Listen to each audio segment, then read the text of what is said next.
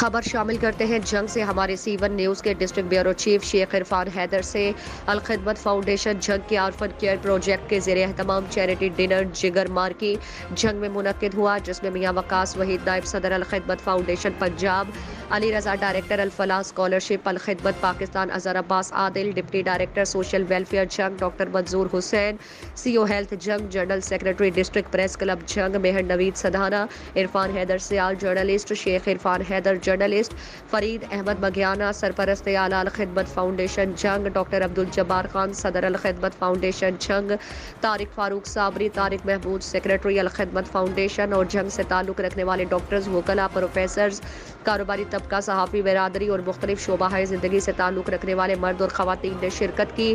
اس موقع پر مقررین نے کہا کہ کفالت یتیم رفاقت رسول تک پہنچاتی ہے۔ پچھلے سال 9 ارب روپے سے پاکستان کے دکھی انسانیت کی الخدمت فاؤنڈیشن نے خدمت کی۔ آغوش سینٹر میں یتیم بچوں کی رہائش اور تعلیم کے ساتھ ساتھ 18,000 بچوں کی پورے ملک میں اور 201 بچوں کی جنگ میں کفالت کر رہی ہے۔ جنگ کے مخیر حضرات اور الخدمت فاؤنڈیشن نے مل کر 1 کروڑ 15 لاکھ روپے سے زائد کا فنڈ اکٹھا کر کے سب کو متاثر کیا۔